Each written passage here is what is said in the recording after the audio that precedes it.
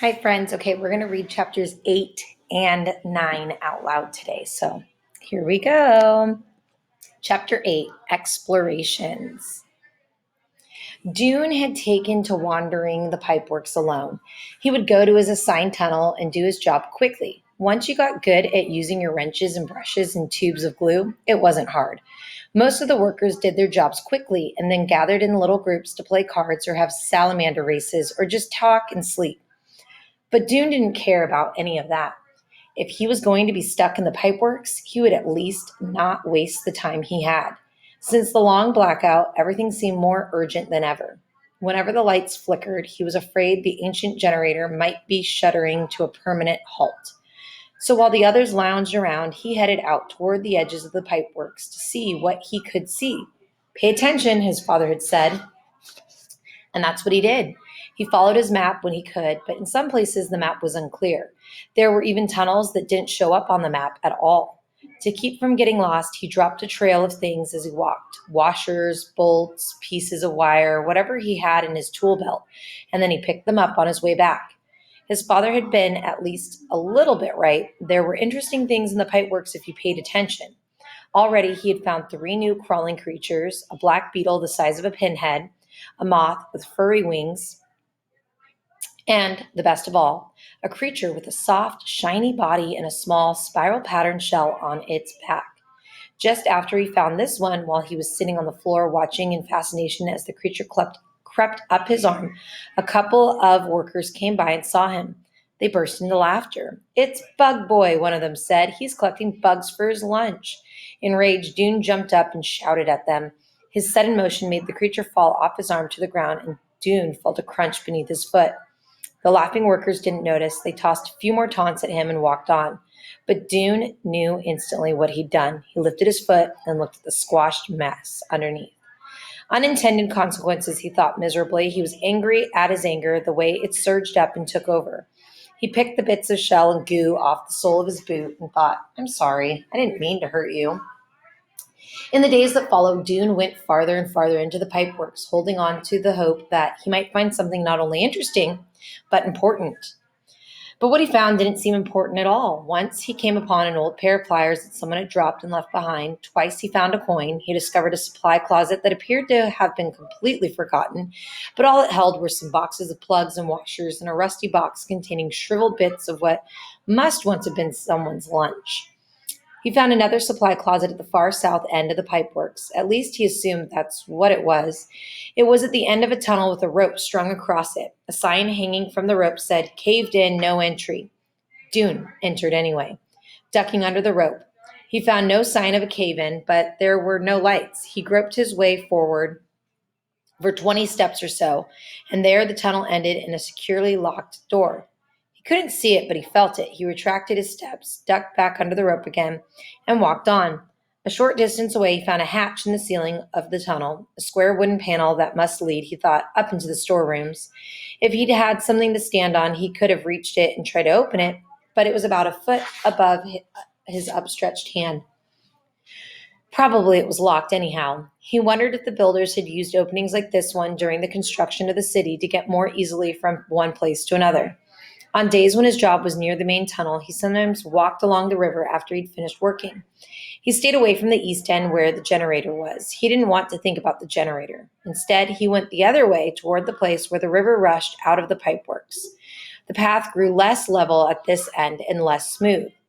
The river here was bordered with clumps of wrinkled rock that seemed to grow out of the ground like fungus.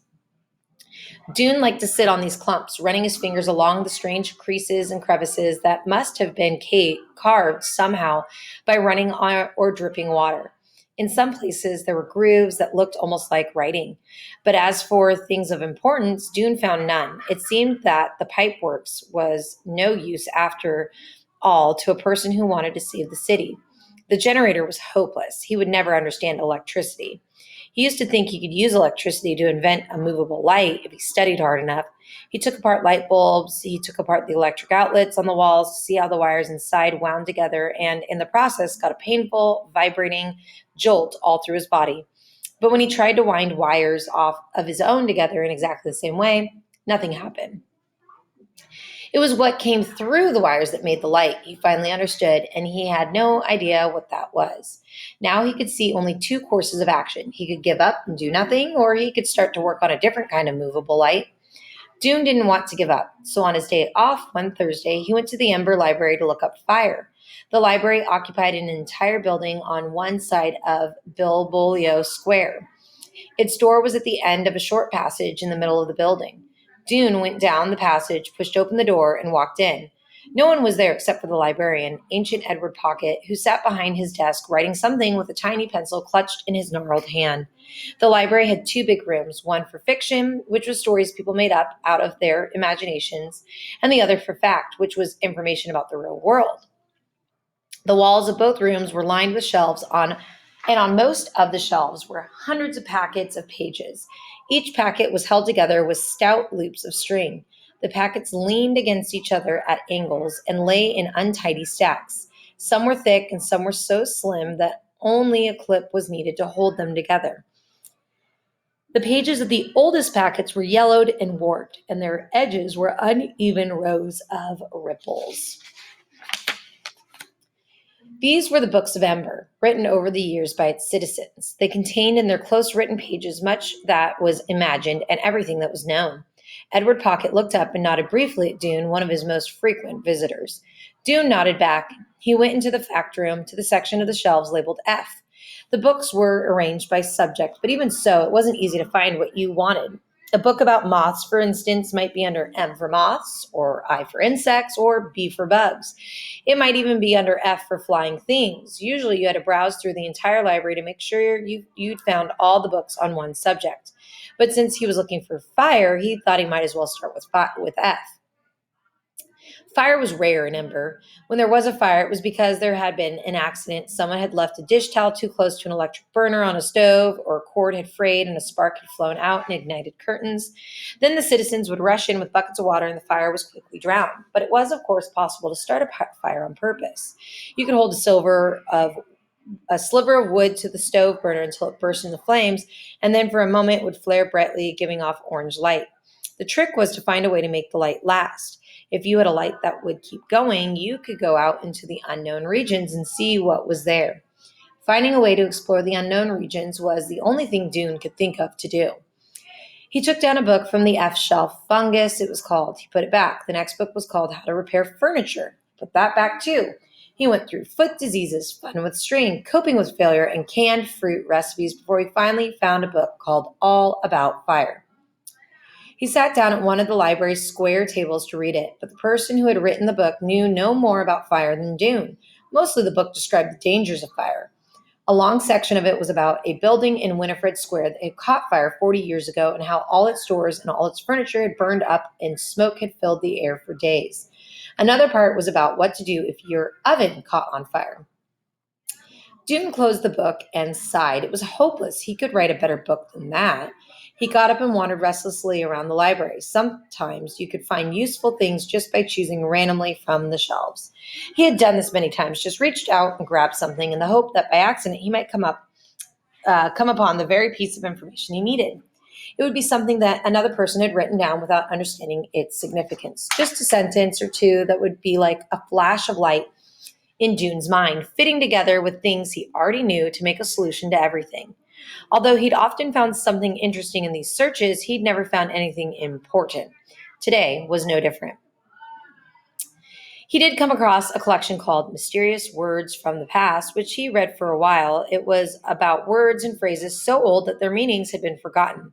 He read a few pages. Heavens above indicates surprise. What heavens means is unclear. It might be another word for floodlight. Hogwash means nonsense, though no one knows what a hog is or why one would wash it. Batting 1,000 indicates great success. This might possibly refer to killing bugs. All in the same boat means all in the same predicament. The meaning of boat is unknown. Interesting, but not useful. He put the book back on the shelf and was about to leave when the door of the library opened and Lena Mayfleet came in. Chapter 9.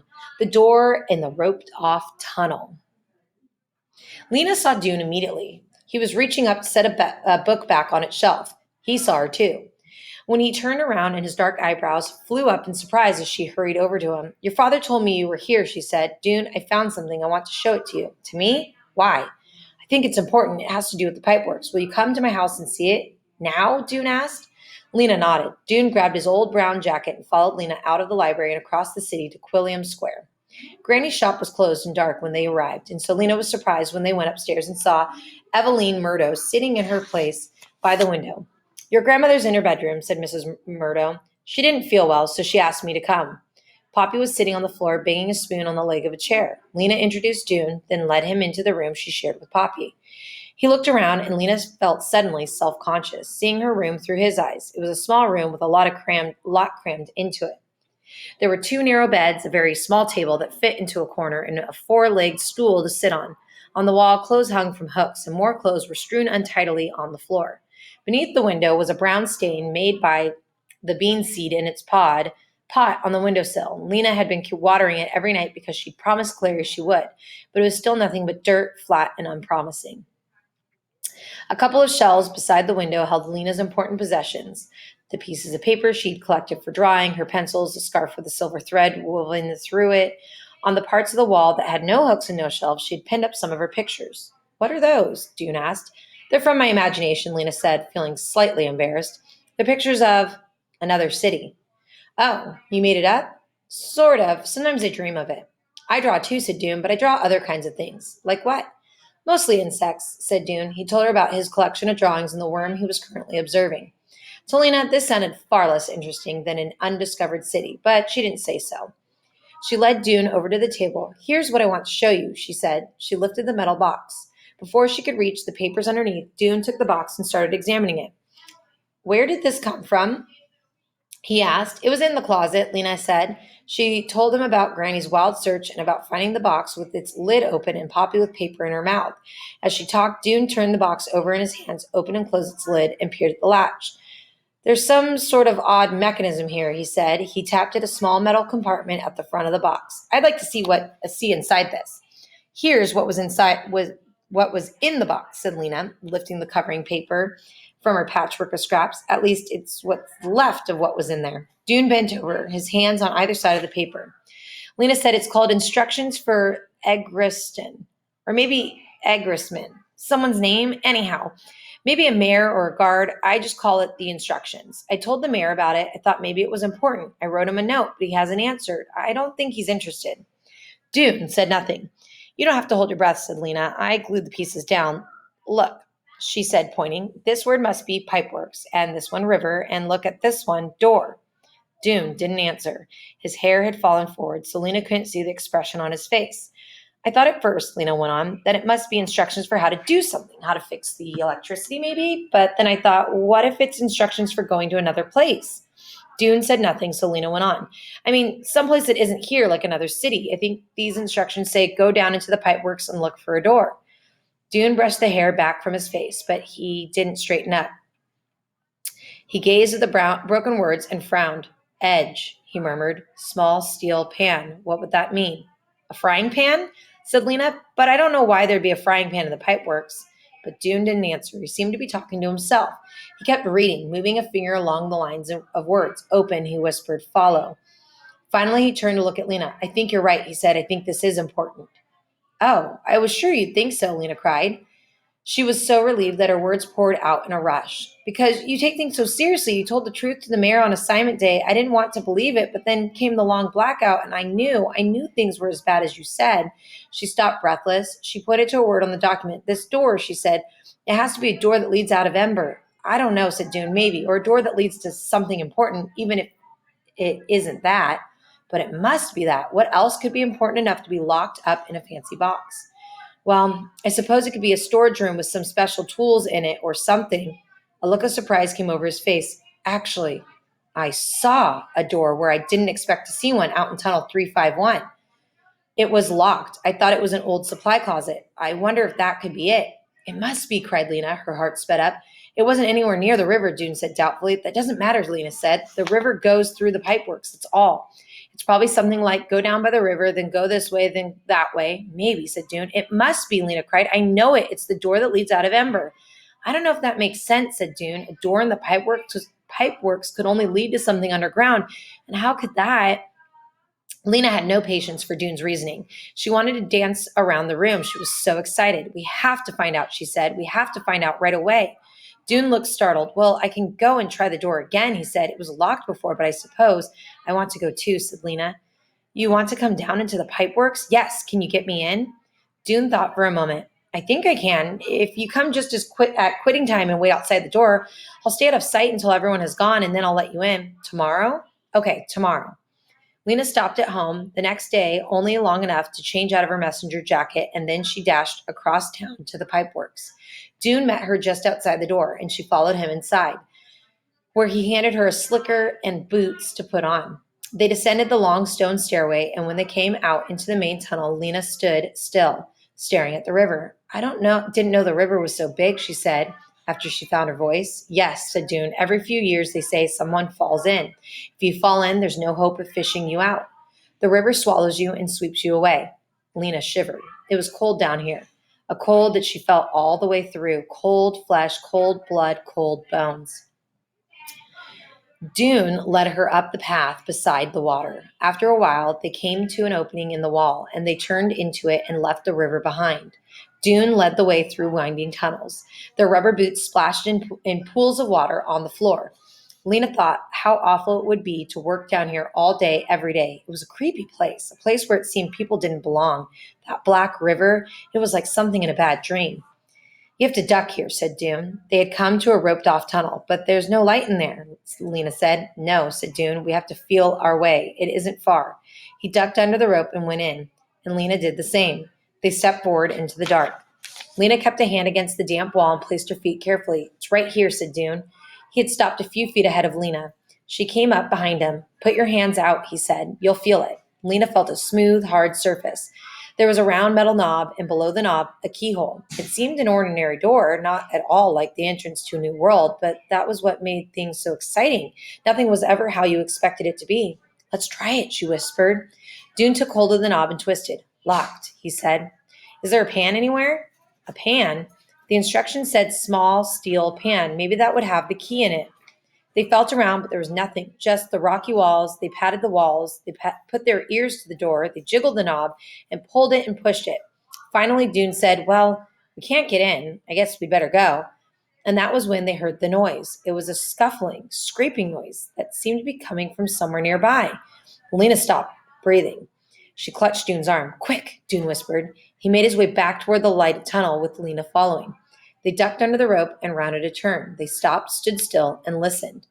A harsh scraping sound, a thud, a pause, and then the sound of an impact, a short, explosive breath, and a muttered word in a gruff, low voice. Then slow footsteps getting closer. They flattened themselves against the wall and stood motionless. The footsteps stopped briefly, and there was another grunt.